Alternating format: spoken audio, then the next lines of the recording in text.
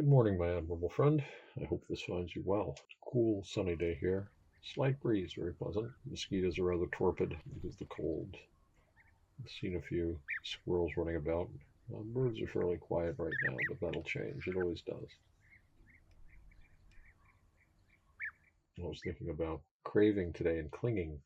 It's very interesting when we get our minds settled down enough that we can start looking at them clearly. I'm always coming back to that, aren't I?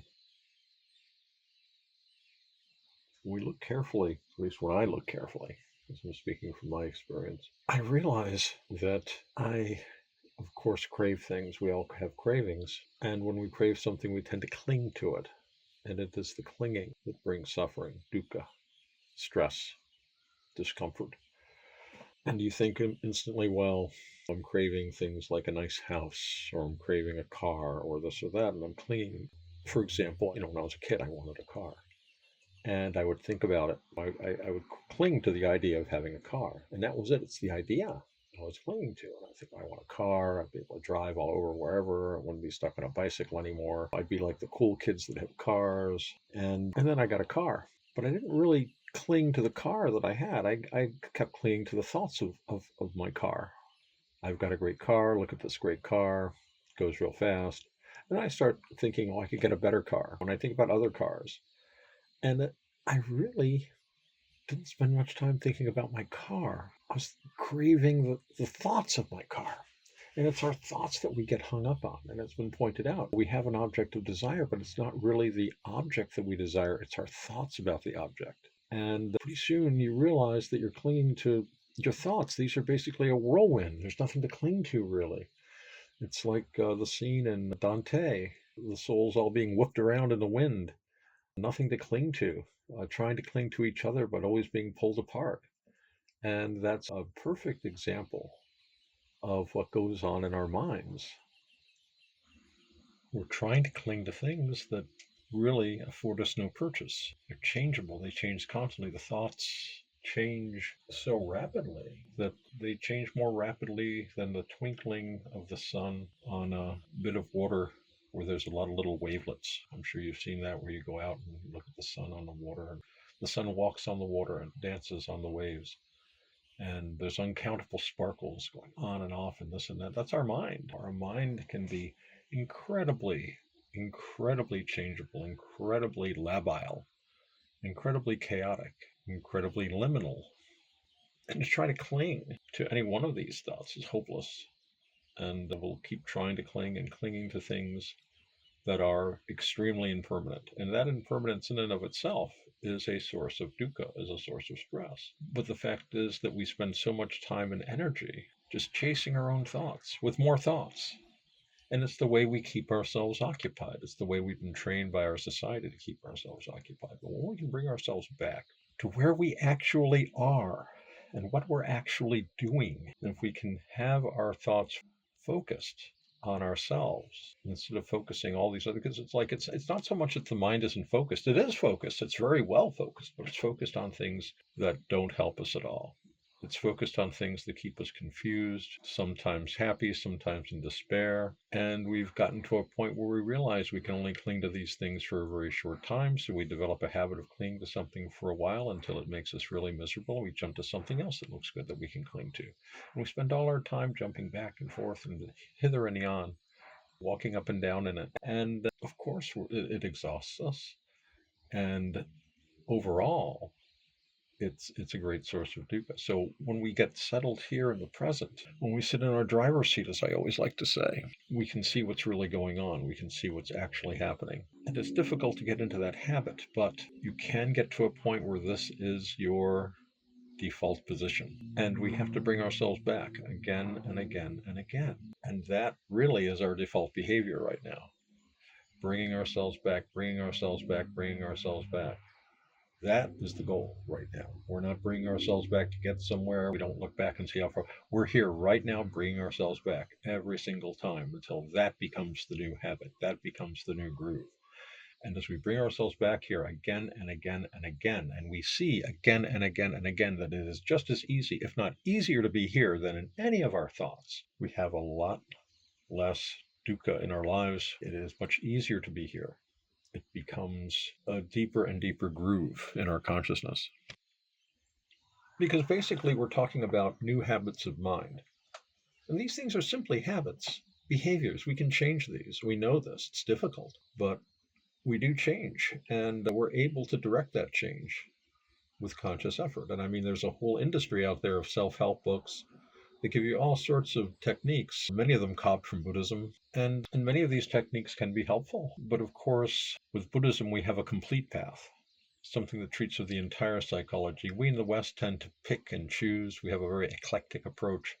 And I'm talking about the West. I shouldn't say that this is all humans have had this through all history. I don't think it's a particularly Western thing. When you look at the history of Buddhism, as it spread and as it changed, especially when it got to places like China, Tibet, Japan, there was a great deal of eclecticism. In China, particularly, Taoism, a lot of Taoist ideas were picked up by Buddhism. And to be fair, a lot of Buddhist ideas were picked up by the Taoists. The two religions are actually very congenial on many points. But when we pick and choose, especially nowadays in the West, we tend to pick and choose from a very utilitarian standpoint. Think of all of the mindfulness so called trainings, which are simply exercises in acceptance and alertness that corporations would give their employees with the thought, well, just teach them to accept everything all the time and they won't care about the working conditions so much or the exploitive environment they're in. And this is the argument against Buddhism and other religions that talk about rebirth, or in the case of Hinduism, reincarnation. It's been, people online always saying, oh, it's just an excuse for people to say, well, if you're oppressed, you're supposed to be oppressed because it's your karma and this and that. This is cherry picking things in order to fulfill a specific agenda that the mind has. But it all does come down to clarity, being able to see clearly what's going on. And we can't do that as long as we're anywhere except here, fully in the body, fully in the present. And you do have moments when you just spontaneously are here. And these moments will occur more and more often as your mind gets used to the new grooves, as you realize that these are good grooves to go into. And again, on a certain level, the mind doesn't really care where it goes. We can make grooves to go anywhere. And we've been taught to, and we've been having reinforced into us the idea that we need to make grooves that go down to misery and despair. And there's a whole school of thought that this is realism. Nothing happy can be true. And the only true things are miserable things. And if you're not miserable, you're just fooling yourself. And if you aren't miserable, I'll tell you 10 reasons why you should be miserable. And bear in mind, too, there are graduations of clarity as well. We have greater and lesser clarity. We don't have to wait for complete and total clarity before gaining insights. Very often we just get a glimpse of things and it's a clear vision.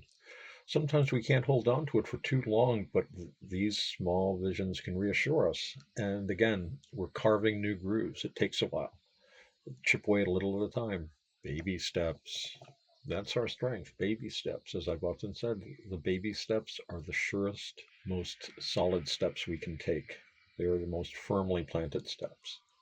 Sometimes it's just a little shuffle. Often we're reaching up to grab the hand of an admirable friend or a branch perhaps from a tree that's been planted nearby, a tree of the Dhamma. Well, it's a nice metaphor, isn't it? The path is a wonderful metaphor. And so we proceed, and our clarity increases. And with the increase in clarity is our ability to see what's going on, the actual mechanics. It's such an important step when we're in the midst of any of these things, these negative emotions, for example, other defilements. If we can step back even a little bit, even for just a short time, and kind of see how it's working, even if we get drawn back into it, we've had that moment, that short moment of partial clarity that helps reinforce and strengthen us. And all these things add up. They are all baby steps. And of course, craving is very, very sneaky. Our minds are very skillful at being unskillful, especially a mind that has very good verbal skills. And that means that we can really talk ourselves into anything. But the thing is this, these defilements, these negative emotions, these unskillful grooves, these things are not a given. And no matter how clever our mind is, it's not cleverer than us because it's our mind. We can always outsmart the mind and it'll tell us, well, no, you can't resist. My arguments are insurmountable. You'll never get past this blockage on the path. Might as well just give up. There's a nice warm mud pit you can go wallow in for a few a few thousand lifetimes. You'll be very comfy there. Yes. But we know about the mud already. We've been there, we've done that. And we've developed a feeling for what our long term happiness requires rather than our short term. And all these very Jesuitical arguments, if you'll pardon the expression, really fade away when we bring ourselves here, when we can be here now in our driver's seat. And we can see the insubstantiality of these things. So, one of the things that has helped me, anyway, is when I can clearly see what I am craving, when I see that often my cravings are for no more than thoughts, my clinging is to these thoughts, I can see very clearly how this clinging brings suffering, dukkha, because anything you cling to that is so inconstant is going to bring stress. So it's like trying to cling to a rope made out of taffy.